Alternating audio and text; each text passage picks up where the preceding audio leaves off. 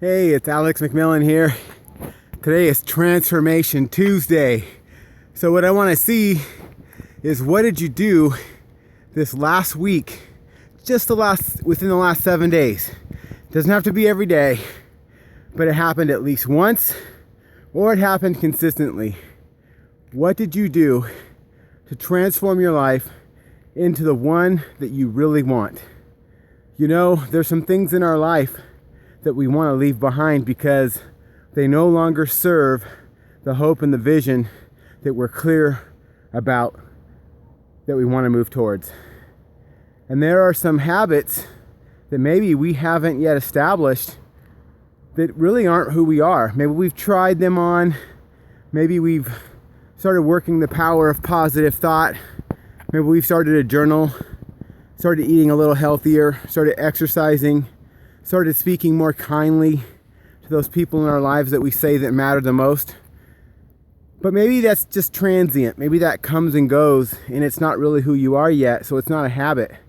And it's something you have to use a lot of willpower for. You can establish those things that are going to allow you to live in that life that matters most as a habit if you follow the structure and the system for doing that. Just as much as you've established some bad habits, there was a structure and a system that you followed. Maybe it was unconsciously, but you followed a structure and a system. And I'm going to tell you what those things are right now. Well, let me give you just three things that do not establish habits that are going to lead you to what you want. Fear. Fear of being broke or bankrupt. Fear of losing a relationship. Fear of, what if I get sick or get hurt or die because I don't take care of my health? That will never establish a lasting habit, because as soon as you start taking action, you'll start feeling better and the fear will go away, and then there's complacency sitting on the other side of that. Yeah, you can prove it to yourself because you've probably set goals to talk better, speak better, make more income, lose weight, gone so far into those actions, but then found yourself going right back to who you were because the pain was no longer there. So that's the first thing. Fear and pain won't get it to you. The second thing that will never establish a lifelong healthy habit is forcing yourself. Having someone else tell you, if you don't do this, I'm going to leave you, or if you don't do this, you're not good. If you don't do this, there's going to be consequences. If you tell yourself that and you beat yourself up and you say, you have to, you better do this, it will only last so long. It will not create a lasting habit, because you'll take those actions, and again, after a period of time, the newness of that will wear off and you'll basically rest. The third thing will never establish that healthy habit for you is going to be facts. F-A-C-T-S. More information, the facts. The facts will basically give you like this wake-up call. Your blood pressure is this.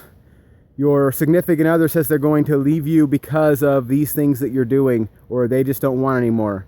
Your bank account is dropped, and if you don't start making more money, you're going to not be able to pay those bills. Those are facts. 80% of all people who start a diet, or 87% of all people who start a diet fail, so you need to make a lifestyle change. That's more facts. 80% of people who have a heart operation because of blockage in their arteries never make the true change, and they go back to their old lifestyle after just a few months. Again, they have the facts, but they go back. What is that? So fear, force, and facts don't work. And if you want to look at this, you can read Alan Deutschman's book, Change or Die. It talks about these studies that were done. Okay, so there's the bad news. Fear, force, and facts don't work. This is Transformation Tuesday. We're ready to move forward. Let's get it going. How do we move up to level 10 and on and beyond? Well, here's the truth. Relationships. What's going to allow you to transform is that you get clear about what you want to achieve and why achieving that really, really matters. And I don't mean because I want to have a big yacht, or I want to drive that F-Series Ferrari, or that BMW this or that, or maybe it's just a really fancy Honda. I don't know. But if it's based on something that can be wrecked or crashed or diminish, it'll wear off in your brain. You know how you got that new car you were so excited about, and then all of a sudden after a year, the car was not new anymore, and you started looking at other types of cars? Okay, because your brain can't hold anything that's material, because those things become old. They're not really fundamentally what we're created to desire. Relationships, however, are the thing that when you're at your last day of breath and you're sitting there and you're saying, oh, this is it. I got no more life ahead of me. I'm taking my last breaths. I don't think you're going to wish you would have had another car. You might. Maybe that's who you are. I don't know. But I will gamble on this, if I'm even going to use that word. I would put my life's work on this, that you're going to really think about who did you love? Who mattered in your life, and who did you matter to? Who loved you? How did you relate? How did you serve? Did you make a difference? Did you make any kind of significant impact in this world while you were here? Did you leave any kind of legacy? And you're going to want to know, did I really have meaningful moments that really can be taken on into somebody else's life? Are my children and my children's children, are those friends that I was with, are they better off because I existed in their life? Or was it just a transient, transactional relationship that gave them some laughs, but now it's over? Did they become better people because I was a part of their life? That's what's going to matter, at least to me. And I don't know about you. You have to decide that for you. So relationships are going to be huge when it comes to transformation. Why are you getting healthy? Why does that matter that you're at your ideal healthy weight? Why does it matter that your blood pressure, your inflammation in this ideal range? Why does it matter that your fitness and your health and your strength is there? Who's impacted? Whose life is made better because of that? And get in touch and in tune with that. The second thing is, beyond relationships, is being able to refocus. So you're going to set goals and you're going to set things to achieve. And then what's going to happen is there's going to be distractions in life and things that come up. And they're going to constantly take you off course. Just like when you're on that plane flight to a vacation destination that you really want to be at. When you're headed to Europe or Hawaii or Greece or just to visit relatives over in North Dakota. Not that that's where I normally would want to go at this time of year. Ha! I got a friend who just told me it's going to be about 20 below in about a month and a half there, and potentially 40 and 50 below in 2 months.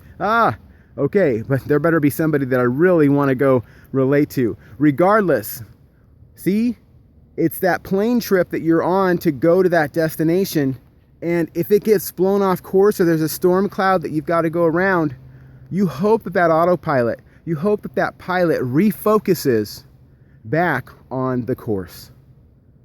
Just like this conversation has gone off on a few tangents, it's refocusing back to the point, and that is Transformation Tuesday. That's today. And if you're watching this on another day that's not Tuesday, it's Transformation Wednesday, Thursday, Friday, Saturday, Sunday, or Monday. Okay? So with that said, refocusing back on the prize, back on what matters most, back on those relationships. It's refocusing back to center point. That's what allows that plane to get to that destination, even though it's constantly being blown by the headwinds and the side winds and air traffic and storm clouds. And then it gets there and it lands if it's basically being refocused and it's being tuned. Okay. The third thing that's going to allow you to have this transformation of what you want to come into your life is going to be reframing. You see, your brain is framed a certain way right now.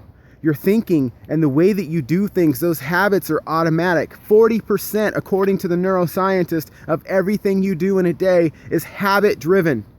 That means the way that you wake up, the way you brush your teeth, the way you get up and go to the bathroom, the way you drive yourself, the way you make your meals, the way you conversate, the way you react to conversations, how you say I love you, how you do certain things, how you like things just so, the way you go to work, how you do your work. All of those things are habit driven. So most of your day is going to be, I don't know about most, but a lot of your day is going to be automatic. Well, if your brain is framed for certain unhealthy behaviors to do them automatically, guess how we're going to get these healthy behaviors and healthy habits to become a part of you? Reframe. So when you have relationships that matter to you and you can get in touch in that meaning, then you're going to be able to refocus on what matters most.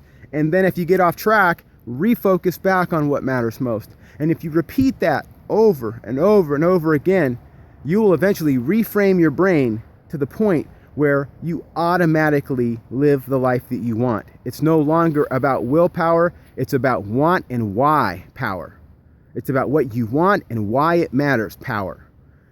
And yeah, there's a place for willpower for a period of time to say, I want this and I will do it. But then at some point in time, you hope that that automatic takes over so that you can actually enjoy your life, right? All right, so what is it? Fear, force, and facts are not going to transform your life. They might get you started for a short period of time, but real quickly, we want to switch over to the relationships that matter the most and learning how to relate to those things that matter the most. Then we're going to refocus and refocus and refocus until we start to actualize and become and to see that this reframing is taking place in our life. The good news is you don't have to do this on your own. And in fact, it's been proven you can't have a relationship unless you're relating to something else. So you don't want to do this on your own. You're watching this video, you've made it to this point. Very few of you will make it to this far in a video. Why? Because our brains can't hold attention for more than about 30 seconds to 2 minutes max before they start to go to sleep. Some people say it's even 5 seconds and you're already looking for the next thing. Did you make it this far? Refocus, reframe is on the back of a relationship. I hope you reach out. I hope you let me know how this post inspired you. Go back and listen to it again. Share it with someone else. It feels good to be out here and be alive. And I will tell you this, you have no idea how much other people are struggling, how much other people are hurting, how much other people are feeling the pain in life. Those that seem on the outside, I'm pointing right here, have stuff going on in their life that is just downright hard. I'm talking about all the buts and the why can't and, I can't. I'm going to ask you to challenge yourself and to say, how can I? Why would I want to? And how can I? And if you ask yourself, who could help me? And if you don't know, I've already said, post me. Reach out to me. I will direct you to some of the resources I've used. I'm not saying I'm going to be your everything, but I will say I will do this with you. I will move in life forward. I'm on this journey. I'm willing to go against the grain of status quo and mediocrity. I'm willing to go against the things that make for destruction and that just are no longer serving. So with that said, I hope that you will think about why this makes sense and why for you. Why not you? Why not? What's the alternative? The alternative is to keep going on the sea of same, riding those currents to wherever they go. Then in that case, that's complacent. And in that case, maybe it's a little bit caged and trapped. Is it time? Is this the day to renew your commitment to basically living and to mattering? Is this the day to become like a child again and to say, you know what? It's time to thrive. It's time to charge. It is time to move forward in the life I believe. I hope it is. With much love and many blessings. Yeah, let's do it. Let's do it. This is it. This is the time.